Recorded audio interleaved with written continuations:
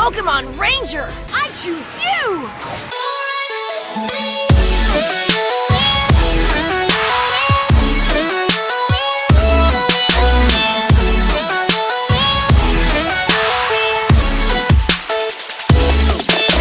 What's up guys, it's your Ranger Boy here and welcome to another discussion video. No need to worry guys, because right now I'm working on an AMV, and it might be my 30k special.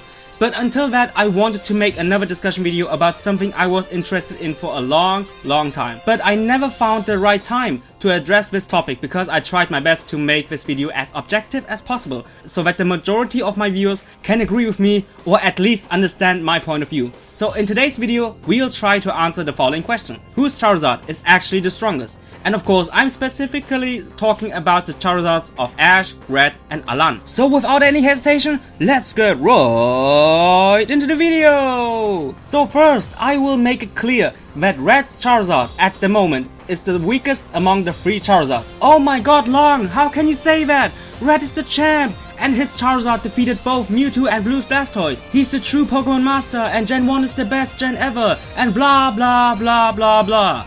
Hold on guys, please listen. First of all, yes, it's really impressive that Red's Charizard defeated such strong Pokemon as Mewtwo and Blastoise. But the main reason that Red's Charizard, in my opinion, is the weakest among the three is because in Red's universe, the only thing that matters are high level and brute power.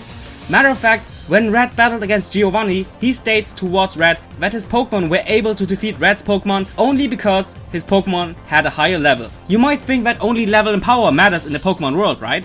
But that's only the case in Red's universe. In the world where he lives, there are no things such as abilities and hold items, which in a battle can be a huge influence. But Long, how do you know that there are no abilities in Red's universe? Well guys, if such things as abilities really would exist in his universe, then the following scene wouldn't be possible. Okay! Wonderful!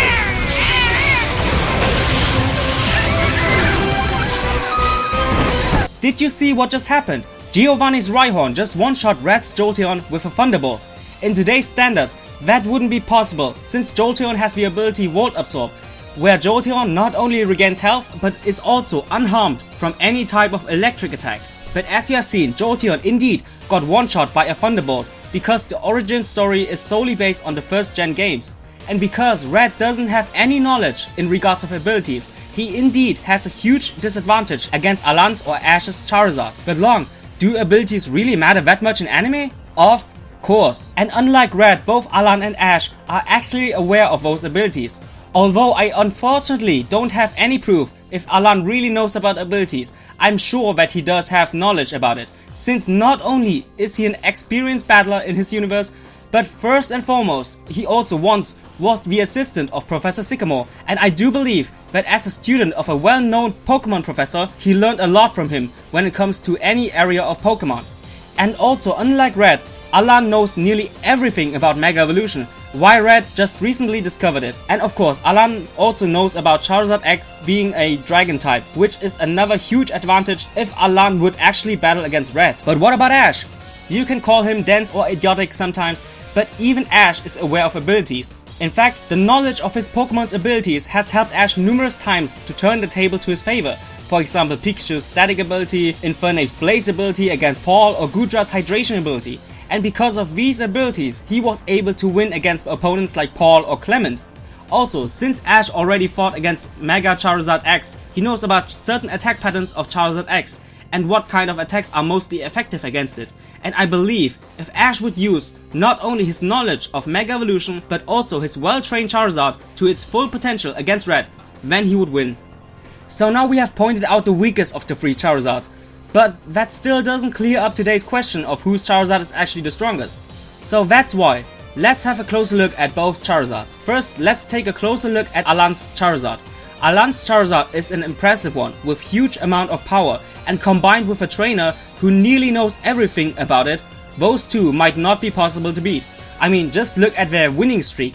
They gathered all 8 badges in no time, fought against a freaking 50% Zygarde, a legendary Pokemon, also has beaten Ash's Greninja once, although it wasn't fully evolved at that time, but still really impressive, and by all means, one-shot Trevor's Mega Charizard Y.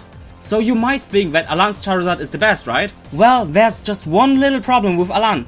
In all those battles, he used Mega Evolution. Of course, that's because his whole story and goal is based on Mega Evolution, but in my opinion, he just depends too much on that power. We barely have seen Alan battling in Charizard's base form, because in nearly every battle, Alan then decides to Mega Evolve, and that's the problem. Although I don't know if Alan's base form Charizard would be strong, there's no doubt that Ash's base form Charizard is the strongest among the three. Why? Well, Ash's Charizard already was strong to begin with, as we have seen in the past with his battle against Blaine, but due to the years of training in the Charizard Valley, Ash's Charizard without a doubt became immensely stronger than Red's or Alan's Charizard in their base form. In his base form, it defeated Nolan's Articuno, again another legendary Pokemon, Gary's freaking Blastoise, and if N wouldn't have interfered back then, it would have wrecked Iris's Dragonite in no time. So now you guys know how impressive Ash's Charizard actually is. So just imagine if Ash's Charizard would be able to Mega Evolve. And yes, that's possible because till this day, Ash and Charizard have a huge and deep bond with each other, and if Ash wanted Charizard to help him out during the league, then Charizard would come for his aid immediately. So Mega Evolution is not the problem. Also, people might think that in the anime, there only exists one Mega Stone for each Pokemon, but if that would be true, then Professor Sycamore wouldn't be able to Mega Evolve his Garchomp because Remo already is in possession of a Garchomp Knight.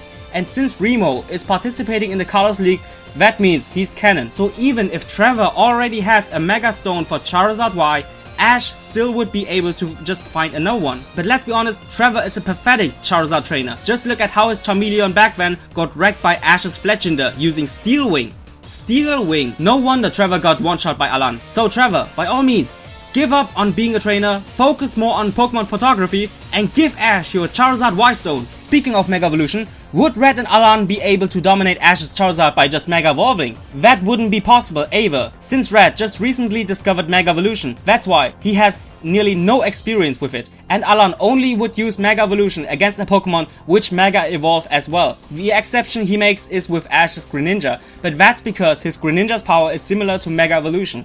But if Alan would fight against Ash's Charizard, with Charizard not being able to Mega Evolve, then Alan wouldn't use it either to have a fair battle. And like I said before, Ash's Charizard is the strongest among the three when it comes to the base form power. So in conclusion, you can say Ash has the strongest Charizard, and if Ash would use Mega Evolution as well, then neither Red nor Alan would be able to defeat them, because of their strong bond and Charizard's intense training in the Charizard Valley. Red would only be able to defeat them if he was fully aware of abilities and the nature of Mega Evolution, and Alan would only be able to defeat Ash's Charizard if he would depend less on Mega Evolution and instead would train his Charizard's base form until he reached the same level as Ash's Charizard, and it would take years for Alan and Red to achieve that same level. So guys, I really hope you enjoyed my today's discussion video, and like always, see you guys in my comment section down below. Bye guys!